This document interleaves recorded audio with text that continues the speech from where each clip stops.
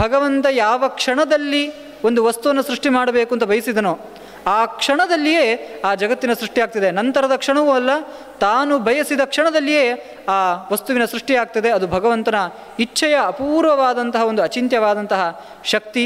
ಹೀಗೆ ತಾನು ಸೃಷ್ಟಿ ಮಾಡಬೇಕು ಅಂತ ಬಯಸಿದ್ದೇ ತಡ ಬ್ರಹ್ಮದೇವರ ನಾಭಿ ಕಮಲದಿಂದಾಗಿ ಬ್ರಹ್ಮದೇವರ ಸೃಷ್ಟಿಯಾಗ್ತದೆ. ತನ್ನ ಎಡಭಾಗದಿಂದಾಗಿ ರುದ್ರದೇವರ ಸೃಷ್ಟಿಯಾಗ್ತದೆ. ತನ್ನ ಹೃದಯ ಭಾಗದಿಂದಾಗಿ ಧರ್ಮದೇವತೆ ಯಮಧರ್ಮನ ಸೃಷ್ಟಿಯಾಗ್ತದೆ.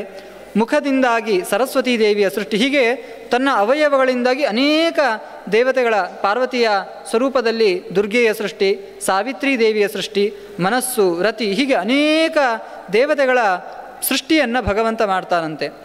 ಹೀಗೆ ಅನೇಕ ದೇವತೆಗಳ ಸೃಷ್ಟಿಯನ್ನು ಮಾಡಿ ನಂತರ ಬ್ರಹ್ಮಾಂಡವನ್ನು ಸೃಷ್ಟಿ ಮಾಡಬೇಕು ಅಂತ ಬಯಸಿದನಂತೆ. ಆ ಬ್ರಹ್ಮಾಂಡವನ್ನು ಸೃಷ್ಟಿ ಮಾಡಬೇಕು ಅಂತ ಬಯಸಿ ಅದನ್ನು ಬ್ರಹ್ಮದೇವರಿಗೆ ಆದೇಶ ಮಾಡ್ತಾರೆ. ಒಂದು ಅಪೂರ್ವವಾದಂತಹ 14 ಲೋಕದಿಂದ ತುಂಬಿದಂತಹ ಬ್ರಹ್ಮಾಂಡವನ್ನು ಸೃಷ್ಟಿ ಮಾಡಿ ಈ ಸೃಷ್ಟಿ ಪ್ರಕ್ರಿಯೆಯನ್ನು ನೀನು ಮುಂದುವರಿಸಬೇಕು ಅಂತ ಬ್ರಹ್ಮದೇವರಲ್ಲಿ ಆದೇಶ ಮಾಡಿದಾಗ, ಆದೇಶವನ್ನು ಮಾಡಿ ಇಡೀ ಲೋಕದಲ್ಲಿ ನೀರಿನ ಸ್ಥಿತಿ, ಆ ನೀರಿನಲ್ಲಿ ಕ್ಷೀರಸಾಗರ ಶಾಯಿಯಾಗಿ ಭಗವಂತ ಮಲಗಿಕೊಳ್ತಾನೆ. ಆ ಮಲಗಿದಾಗ ಅವನ ಕರ್ಣದಲ್ಲಿದ್ದಂತಹ ಒಂದು ಮಣ್ಣಿನಿಂದಾಗಿ ಮಧುಕೈಟಭರ ಸೃಷ್ಟಿಯಾಗ್ತದೆ. ಆ ಮಧುಕೈಟಭರು ಭಗವಂತನ ಪುತ್ರರಾದರೂ ಕೂಡ ಅತ್ಯಂತ ತಾಮಸ ಶಕ್ತಿಯಿಂದಾಗಿ ಬ್ರಹ್ಮದೇವರನ್ನೇ ಸಂಹಾರ ಮಾಡಬೇಕು ಅಂತ ಹೋಗ್ತಾರೆ. ಆಗ ಸ್ವಯಂ ಭಗವಂತನೇ ತನ್ನ ಮಕ್ಕಳು ಎನ್ನುತಕ್ಕಂತಹ ತನ್ನಿಂದ ಸೃಷ್ಟರಾದವರು ಎನ್ನುವುದನ್ನು ನೋಡದೆ ಧರ್ಮದ ರಕ್ಷಣೆ, ಸಾತ್ವಿಕ ಸಜ್ಜನರ ರಕ್ಷಣೆಗೋಸ್ಕರವಾಗಿ, ಆ ಬ್ರಹ್ಮದೇವರ ರಕ್ಷಣೆಗೋಸ್ಕರವಾಗಿ ಆ ಮಧುಕೈಟಭರನ್ನು ಸಂಹಾರ ಮಾಡ್ತಾನೆ. ಹೀಗೆ ಒಂದು ಲೋಕದ ಸೃಷ್ಟಿಗೆ ಬೇಕಾದಂತಹ, ಮುಂದೆ ಬ್ರಹ್ಮಾಂಡ ಸೃಷ್ಟಿಯಾಗಬೇಕು ಅಂದರೆ ಅದರಲ್ಲಿ ಅನೇಕ ಲೋಕಗಳು, ಅನೇಕ ವಸ್ತುಗಳು, ಸ್ವರ್ಗ, ಭೂಮಿ, ಭುವಃ, ಸ್ವಹಃ, ಮಹಃ ಎನ್ನುತಕ್ಕಂತಹ ಊರ್ಧ್ವ ಲೋಕಗಳು, ಕೆಳಗಿನ ತಲಾತಲ, ರಸಾತಲ, ಮಹಾತಲ ಮೊದಲಾದಂತಹ ಕೆಳಗಿನ ಸಪ್ತ ಲೋಕಗಳು, ಹೀಗೆ ಅನೇಕ ಲೋಕಗಳನ್ನು ಸೃಷ್ಟಿ ಮಾಡಬೇಕಾದ್ರೆ ಅದಕ್ಕೆ ಪೂರ್ವಭಾವಿಯಾಗಿ ಅನೇಕ ತತ್ವಾಭಿಮಾನಿ ದೇವತೆಗಳನ್ನು ಭಗವಂತ ಸೃಷ್ಟಿ ಮಾಡ್ತಾನೆ. ಅನೇಕ ತತ್ವಾಭಿಮಾನಿ ದೇವತೆಗಳನ್ನು ಸೃಷ್ಟಿ ಮಾಡಿ ನಂತರ ಜಗತ್ತಿನ ಸೃಷ್ಟಿಗೆ ಭಗವಂತ ಬ್ರಹ್ಮದೇವರಲ್ಲಿ ಉಪದೇಶ ಮಾಡಿದ್ದಾನೆ. ಹೀಗೆ ಬ್ರಹ್ಮಾಂಡದ ಸೃಷ್ಟಿಯನ್ನು ಬ್ರಹ್ಮದೇವರಿಗೆ ಆದೇಶ ಮಾಡಿ ಗೋಲೋಕದಲ್ಲಿ ಭಗವಂತ ಅನೇಕ ಜನರನ್ನು ಸೃಷ್ಟಿ ಮಾಡ್ದ ಎನ್ನತಕ್ಕಂತಹ ಮಾಹಿತಿಯನ್ನು ಬ್ರಹ್ಮವೈವರ್ತ ಪುರಾಣ ಹೇಳ್ತದೆ. ಗೋಲೋಕದಲ್ಲಿ ಯಾರು ಇದ್ದರು ಅಂತ ಕೇಳಿದಾಗ ಕೃಷ್ಣದೇವರ ಮನಸ್ಸಿನಿಂದಾಗಿ ಸೃಷ್ಟಿಯಾದಂತಹ ರಾಧೆಯ ಸನ್ನಿಧಾನ ಇತ್ತು. ರಾಧೆ ಕೃಷ್ಣ ನಿರಂತರವಾಗಿ ವಿಹಾರ ಮಾಡಿಕೊಂಡಿರತಕ್ಕಂತಹ ಲೋಕ ಆ ಗೋಲೋಕ. ಆ ಕೃಷ್ಣ ಒಮ್ಮೆ ಈ ಗೋಲೋಕದಲ್ಲಿಯೂ ಕೂಡ ನಾನು ಅನೇಕರನ್ನು ಸೃಷ್ಟಿ ಮಾಡಬೇಕು ಅಂತ ಬಯಸ್ತಾನಂತೆ. ಬಯಸಿದ ಕ್ಷಣದಲ್ಲಿಯೇ ಕೋಟಿಗಿಂತಲೂ ಲಕ್ಷ ಕೋಟಿ ಪರಿಮಿತ ಶಶ್ವತ್ ಸುಸ್ಥಿರ ಯೌವಿನಃ ಅಂತ ಅನೇಕ ಕೋಟಿ ಲಕ್ಷ ಸಂಖ್ಯೆಯ ಗೋಪಾಲಕರ ಸೃಷ್ಟಿಯಾಗ್ತದೆ. ರಾಧೆಯೂ ಕೂಡ ತಾನು ಅನೇಕ ಗೋಪಿಕೆಯರನ್ನು ಸೃಷ್ಟಿ ಮಾಡಬೇಕು ಅಂತ ಬಯಸ್ತಾಳೆ. ಬಯಸಿದ ಮರುಕ್ಷಣದಲ್ಲಿಯೇ ಅನೇಕ ಗೋಪಿಯರ ಸೃಷ್ಟಿಯಾಗ್ತದೆ.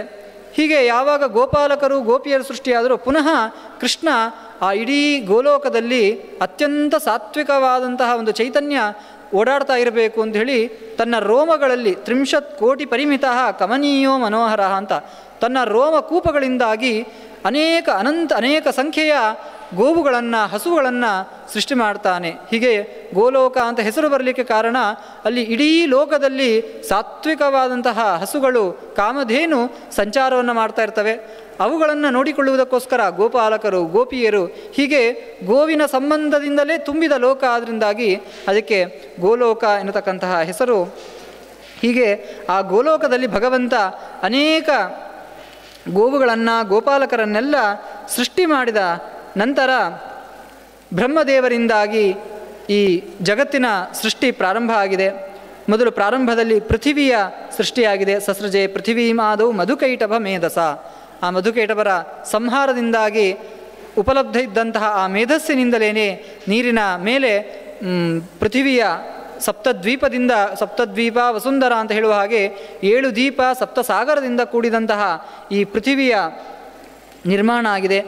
ಆ ಭೂಮಿಯಲ್ಲಿಯೂ ಕೂಡ ಜಂಬು, ಶಾಖ, ಕುಶ, ಪ್ಲಕ್ಷ, ಕ್ರೌಂಚ, ನ್ಯಗ್ರೋಧ, ಪೌಷ್ಕರ ಎನ್ನತಕ್ಕಂತಹ 7 ದ್ವೀಪಗಳು, ಹಾಗೆಯೇ ಅದರ ಸುತ್ತಲೂ 7 ಸಪ್ತ ಸಾಗರಗಳು ಅತ್ಯಂತ ವಿಸ್ತಾರವಾಗಿ ಹೇಳ್ತಾ ಹೋಗ್ತಾರೆ. ಅತಲಂ ವಿತಲಂ ಚೈವ ಸುತಲಂ ಚ ತಲಾತಲಂ ಮಹಾತಲಂಚ ಪಾತಾಲಂ ರಸಾತಲಂ ಅಧಸ್ತಮಃ ಅಂತ 14 ಲೋಕಗಳ ಸೃಷ್ಟಿ ಆಗ್ತದೆ. ಇದೆಲ್ಲವನ್ನು ಕೂಡ ಬ್ರಹ್ಮದೇವರು ಸೃಷ್ಟಿ ಮಾಡಿದ ನಂತರ 14 ಲೋಕದಿಂದ ತುಂಬಿದಂತಹ ಜಗತ್ತನ್ನು ಸೃಷ್ಟಿ ಮಾಡಿದ್ದಾರೆ.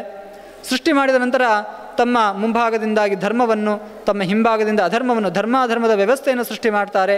ಜ್ಞಾನ ಅಜ್ಞಾನ ಎರಡನ್ನೂ ಕೂಡ ಈ ಜಗತ್ತಿನಲ್ಲಿ ತುಂಬ್ತಾರೆ. ನಂತರ ಈ ಸೃಷ್ಟಿಯನ್ನು ಹೇಗೆ ಭಗವಂತ ತಮ್ಮನ್ನು ಸೃಷ್ಟಿ ಮಾಡಿ ತಮ್ಮ ಮೂಲಕ ಈ ಜಗತ್ತು ಸೃಷ್ಟಿಯಾಗಬೇಕು ಅಂತ ಭಗವಂತ ಆದೇಶ ಮಾಡಿದನೋ, ಹಾಗೆ ಬ್ರಹ್ಮದೇವರು ಕೂಡ ಈ ಬ್ರಹ್ಮಾಂಡವನ್ನು ಸೃಷ್ಟಿ ಮಾಡಿ ಈ ಬ್ರಹ್ಮಾಂಡದ ಸೃಷ್ಟಿಯನ್ನು ಮತ್ತೊಬ್ಬರಿಗೆ ಅದರ ಜವಾಬ್ದಾರಿಯನ್ನು ಕೊಡಬೇಕು ಅಂತ ಬ್ರಹ್ಮದೇವರು ಆಲೋಚನೆ ಮಾಡಿ 4 ಜನರನ್ನು ಸೃಷ್ಟಿ ಮಾಡ್ತಾರೆ. ಸನಕ, ಸನಂದನ, ಸನತ್ಸುಜಾತ, ಸನತ್ಕುಮಾರ ಎಂಬುದಾಗಿ 4 ಜನರನ್ನು ಸೃಷ್ಟಿ ಮಾಡ್ತಾರೆ. ಆ 4 ಜನರಿಗೂ ಕೂಡ ಬ್ರಹ್ಮದೇವರು ಆದೇಶ ಮಾಡ್ತಾರೆ, ಮುಂದೆ ಈ ಜಗತ್ತಿನ ಸೃಷ್ಟಿ ಪ್ರಕ್ರಿಯೆಯನ್ನು ನೀವು ಮುಂದುವರಿಸಬೇಕು ಅಂತ ಹೇಳಿದಾಗ ಆ 4 ಜನರು ಕೂಡ ಅತ್ಯಂತ ವೈರಾಗ್ಯದಿಂದ, ನಮಗೆ ಸೃಷ್ಟಿಯ ಕರ್ತವ್ಯ ಇದ್ದರೆ ಭಗವಂತನ ಚಿಂತನೆ, ಭಗವಂತನ ಸಾಧನೆ, ತಪಸ್ಸಿನಲ್ಲಿ ನಮಗೆ ನಿರತರಾಗಲಿಕ್ಕೆ ಸಾಧ್ಯ ಇಲ್ಲ ಅಂಥೇಳಿ ಭಗವಂತನ ಬ್ರಹ್ಮದೇವರ ಆ ಆದೇಶವನ್ನು ಪಾಲಿಸದೆ ತಪಸ್ಸಿಗೆ ಹೊರಟು ಹೋಗ್ತಾರೆ. ಯಾವಾಗ ಸನಕ ಸನಂದನಾದಿಗಳು ತಮ್ಮ ಆಜ್ಞೆಯನ್ನು ಪಾಲಿಸುವುದಿಲ್ಲವೋ ಆಗ ಬ್ರಹ್ಮದೇವರು ಒಂದು ಕ್ರೋಧದ ಅಭಿವ್ಯಕ್ತಿಯನ್ನು ಮಾಡ್ತಾರೆ. ವಸ್ತುತಃ ಬ್ರಹ್ಮದೇವರು ಯಾವುದೇ ರೀತಿಯಿಂದಲೂ ದೋಷದ ಸಂಪರ್ಕ ಇಲ್ಲದವರು, ಆದರೂ ಕೂಡ ಕ್ರೋಧದ ಅಭಿವ್ಯಕ್ತಿಯಿಂದಾಗಿ ರುದ್ರದೇವರ ಸೃಷ್ಟಿ ಅಲ್ಲಿ ನಡೀತದೆ. ಆ ರುದ್ರದೇವರಿಗೆ ಆದೇಶವನ್ನು ಮಾಡ್ತಾರೆ, ನಿಮ್ಮಿಂದಾಗಿ ಈ ಜಗತ್ತಿನಲ್ಲಿ ಅನೇಕ ಸೃಷ್ಟಿ ಪ್ರಕ್ರಿಯೆ ಅನ್ನುವಂಥದ್ದು ನಡಿಬೇಕು ಅಂತ ಹೇಳಿದಾಗ ರುದ್ರದೇವರು ನಿರಂತರವಾಗಿ ಸೃಷ್ಟಿಯನ್ನು ಮಾಡಲಿಕ್ಕೆ ಶುರು ಮಾಡ್ತಾರೆ. ಆ ಸೃಷ್ಟಿಯ ಪ್ರಭಾವ ಸಾವಿರಾರು ಸಂಖ್ಯೆಯ ಭೂತ ಗಣಗಳೇ ಈ ಲೋಕದಲ್ಲಿ ಸೃಷ್ಟಿಯಾಗಿ ಹೋಗ್ತದೆ. ಮೊದಲು ಸೃಷ್ಟಿ ಮಾಡು ಅಂತ ಹೇಳಿದ ಬ್ರಹ್ಮದೇವರೇ ನಿಲ್ಲಿಸು ಅಂತ ಹೇಳಬೇಕಾಯಿತು. ಅಷ್ಟು ಭೂತ ಗಣಗಳ ಸೃಷ್ಟಿ ಈ ಲೋಕದಲ್ಲಿ ಆಗ್ತದೆ. ಹೀಗೆ ಸನಕ ಸನಂದನಾದಿಗಳ ಸೃಷ್ಟಿಯಾಗಿದೆ, ನಂತರದಲ್ಲಿ ರುದ್ರದೇವರ ಸೃಷ್ಟಿಯಾಗಿದೆ. ಆದರೆ ಜಗತ್ತಿನ ಸೃಷ್ಟಿ ಪ್ರಕ್ರಿಯೆ ಮುಂದುವರಿಯುವುದಕ್ಕೋಸ್ಕರ ಮುಂದೆ ದಶ ಪ್ರಜಾಪತಿಗಳ ಸೃಷ್ಟಿಯನ್ನು ಮರೀಚಿ, ಅಂಗೀರಸ ಮೊದಲಾದಂತಹ ದಶಮಸ್ತತ್ರ ನಾರದ ಅಂತ 10 ಜನ ಪ್ರಜಾಪತಿಗಳನ್ನು ಸೃಷ್ಟಿ ಮಾಡಿ ಅದರಲ್ಲಿ ಕೊನೆಯ 10ನೆಯ ಪ್ರಜಾಪತಿ ನಾರದ ಮುನಿ. ಆ ನಾರದರನ್ನು ಸೃಷ್ಟಿ ಮಾಡಿದಂತಹ ಆ ಬ್ರಹ್ಮದೇವರು ನಾರದರಿಗೆ ಈ ಜಗತ್ತಿನ ಸೃಷ್ಟಿಯನ್ನು ಮಾಡಬೇಕು ಅಂತ ಬ್ರಹ್ಮದೇವರು ಆಜ್ಞೆಯನ್ನು ಮಾಡ್ತಾರೆ. ಹೀಗೆ ಸೃಷ್ಟಿಯ ಪ್ರಕ್ರಿಯೆಯನ್ನು ಅತ್ಯಂತ ಸಂಕ್ಷಿಪ್ತವಾಗಿ ಹೇಳಿದಂತಹ ಈ ಬ್ರಹ್ಮವೈವರ್ತ ಪುರಾಣ ಮುಂದೆ ಇಡೀ ಖಂಡದಲ್ಲಿ ನಾರದರ ಚರಿತ್ರೆಯನ್ನು ತುಂಬ ವಿಸ್ತಾರವಾಗಿ ಹೇಳ್ತಾ ಹೋಗ್ತದೆ. ಈ ಬ್ರಹ್ಮವೈವರ್ತದ ಪುರಾಣದ ಒಂದು ಶೈಲಿ ತುಂಬ ಸುಂದರವಾದದ್ದು. ಬೇರೆ ಪುರಾಣಗಳಲ್ಲಿ ಯಾವ ಯಾವ ವಿಷಯಗಳು ಬಂದಿದೆ ಅದನ್ನು ಅತ್ಯಂತ ಸಂಕ್ಷಿಪ್ತವಾಗಿ ಕ್ರೋಢೀಕರಿಸಿ ಹೇಳಿ ಕೆಲವು ವಿಚಾರಗಳನ್ನು, ಕೆಲವು ತತ್ವಗಳನ್ನು ತುಂಬ ವಿಸ್ತಾರವಾಗಿ ಹೇಳ್ತಾ ಹೋಗ್ತದೆ. ಹೀಗೆ ಆ ದಶ ಪ್ರಜಾಪತಿಗಳನ್ನು ಸೃಷ್ಟಿ ಮಾಡಿದಂತಹ ಬ್ರಹ್ಮದೇವರು ನಾರದರಲ್ಲಿ ಆಜ್ಞೆಯನ್ನು ಮಾಡಿದ್ದಾರೆ. ಆಗ ನಾರದರು ಹೇಳುವ ಮಾತು, ಪೂರ್ವಮಾನಯ ಮಜ್ಜೇಷ್ಟಾನ್ ಸನಕಾದೀನ್ ಪಿತಾಮಹ ಕಾರಯಿತ್ವಾ ದಾರಯುಕ್ತಾನ್ ಅಸ್ಮಾನ್ ವದ ಜಗತ್ಪತೆ. ಅಲ್ಲ, ನನ್ನ ಹಿರಿಯರು ಸನಕ ಸನಂದನಾದಿಗಳಿಗೆ ಸೃಷ್ಟಿ ಮಾಡಬೇಕು ಅಂತ ಆದೇಶ ಮಾಡಿದಾಗ ಅವರೆಲ್ಲರೂ ಕೂಡ ತಪಸ್ಸಿಗೆ ಅಂತ ಹೋದರು. ನನಗಿಂತ ಹಿರಿಯರು, ಸಾಮಾನ್ಯವಾಗಿ ನಾವು ನಮ್ಮ ಹಿರಿಯರು ಯಾವ ಮಾರ್ಗದಲ್ಲಿ ಹೋಗ್ತಾರೋ ನಾವು ಅದೇ ಮಾರ್ಗದಲ್ಲಿ ಹೋಗುವವರು. ನನ್ನ ಹಿರಿಯರು ಸೃಷ್ಟಿಯನ್ನು ಮಾಡದೆ ಅದನ್ನು ಧಿಕ್ಕರಿಸಿ ತಪೋ ಮಾರ್ಗಕ್ಕೆ ಹೋಗಿದ್ದಾರೆ, ನಾನೂ ಕೂಡ ತಪೋ ಮಾರ್ಗಕ್ಕೆ ಹೋಗ್ತೇನೆ, ನನಗೆ ಈ ಸೃಷ್ಟಿಯ ಪ್ರಕ್ರಿಯೆ, ಆ ಕರ್ತವ್ಯದ ಭಾರ ನನಗೆ ಬೇಡ ಅಂತ ನಾರದರು ಕೂಡ ತಮ್ಮ ಹಿರಿಯರು ಸನಕ ಸನಂದನಾದಿಗಳ ಹೇಗೆ ನಾನು ತಪಸ್ಸಿಗೆ ಹೋಗ್ತೇನೆ, ನಾನು ಸೃಷ್ಟಿಯನ್ನು ಮಾಡಬೇಕಾದ್ರೆ ನನ್ನ ಹಿರಿಯರನ್ನು ಮೊದಲು ಕರಿ, ಅವರ ಮೂಲಕ ಸೃಷ್ಟಿಯನ್ನು ಮಾಡಿಸು, ಆಗ ನಾನು ಕೂಡ ಆ ಸೃಷ್ಟಿ ಪ್ರಕ್ರಿಯೆಯಲ್ಲಿ ತೊಡಗುತ್ತೇನೆ ಅಂತ ನಾರದರು ಹೇಳ್ತಾರೆ. ವಿಹಾಯ ಕೃಷ್ಣ ಸೇವಾಂಚ ಪೀಯೂಷಾದಧಿಕಂ ಪ್ರಿಯಾಂ. ಅತ್ಯಂತ ಎಲ್ಲರೂ ಕೂಡ ಬಯಸುವಂಥದ್ದು ಅತ್ಯಂತ ರಸಪೂರ್ಣವಾದಂತಹ ಅಮೃತ, ದೇವತೆಗಳು ಕೂಡ ಮಥನವನ್ನು ಮಾಡಿ ಪಡೆದಂತಹ ಅಮೃತ, ಆ ಅಮೃತಕ್ಕಿಂತಲೂ ಅಪೂರ್ವವಾದದ್ದು ಭಗವಂತನ ಸೇವೆ, ಭಗವಂತನ ಚಿಂತನೆ, ಭಗವಂತನನ್ನು ಕುರಿತು ಮಾಡುವ ತಪಸ್ಸು. ಆ ತಪಸ್ಸನ್ನು ಬಿಟ್ಟು ಈ ಸೃಷ್ಟಿಯ ಪ್ರಕ್ರಿಯೆಯಲ್ಲಿ ಯಾರಾದರೂ ತೊಡಗ್ತಾರಾ?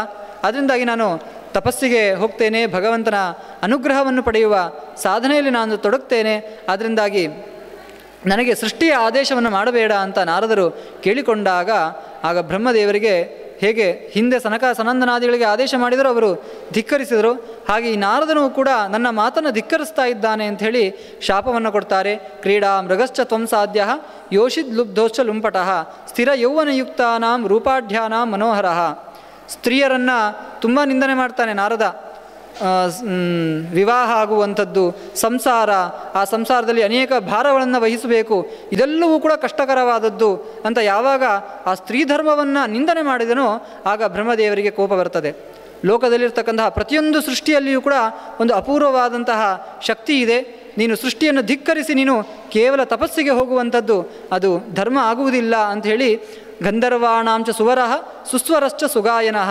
ನಂತರ ಶಾಪವನ್ನು ಕೊಡ್ತಾರೆ, ನೀನು ದಶ ಪ್ರಜಾಪತಿಗಳಲ್ಲಿ ಒಬ್ಬ ಎತ್ತರದ ಸ್ಥಾನದಲ್ಲಿರುವವನು. ಆದರೆ ನನ್ನ ಆಜ್ಞೆಯನ್ನು ಮೀರಿ ಸ್ತ್ರೀ ಧರ್ಮವನ್ನು ನಿಂದನೆ ಮಾಡಿ ತಪಸ್ಸಿಗೆ ಹೋಗ್ತಾ ಇದ್ದೀಯಾ, ಇದು ಧರ್ಮ ಅಲ್ಲ. ಆದ್ದರಿಂದಾಗಿ ನಿನ್ನ ಆ ಜ್ಞಾನ ಎಲ್ಲವೂ ನಾಶ ಆಗಿ ಹೋಗಲಿ. ನೀನೊಬ್ಬ ಸಾಮಾನ್ಯ ಗಂಧರ್ವನಾಗಿ ಹುಟ್ಟಿ ನೀನು ಸಾಮಾನ್ಯ ಮನುಷ್ಯರ ಹಾಗೆಯೇ ನೀನು ಜೀವನವನ್ನು ಮಾಡು ಅಂತ ಶಾಪವನ್ನು ಕೊಡ್ತಾರೆ. ಆಗ ನಾರದರು ತುಂಬ ಆಕ್ಷೇಪವನ್ನು ಮಾಡ್ತಾರೆ. ಪುತ್ರಾನ್ ದಾರಾಂಶ್ಚ ಶಿಷ್ಯಾಂಶ್ಚ ಸೇವಕಾನ್ ಬಾಂಧವಾಂಸ್ತತ ಯೋ ದರ್ಶಯತಿ ಸನ್ಮಾರ್ಗಂ ಸದ್ಗತಿಸ್ತಂ ಲಭೇ ಧ್ರುವಂ. ಬ್ರಹ್ಮದೇವರೇ, ನಾನು ತಪಸ್ಸಿಗೆ ಅಂತ ಹೊರಟಾಗ ನೀವು ನನಗೆ ಶಾಪವನ್ನು ಕೊಡ್ತಾ ಇದ್ದೀರಾ. ಇದು ತಂದೆಯಾಗಿ ನೀವು ಮಾಡುವ ಕೆಲಸವಾ?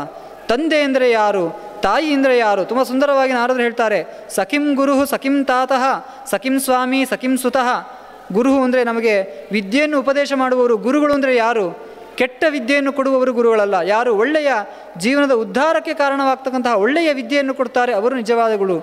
ತಂದೆ ತಾಯಿ ಈ ಸಂಬಂಧಗಳಿಗೆಲ್ಲ ಯಾವಾಗ ಬೆಲೆ? ಕೇವಲ ಒಬ್ಬರಿಂದ ಹುಟ್ಟಿದ ಕೂಡಲೇ ಅವರು ನಮಗೆ ತಂದೆ ತಾಯಿ ಆಗುವುದಿಲ್ಲ.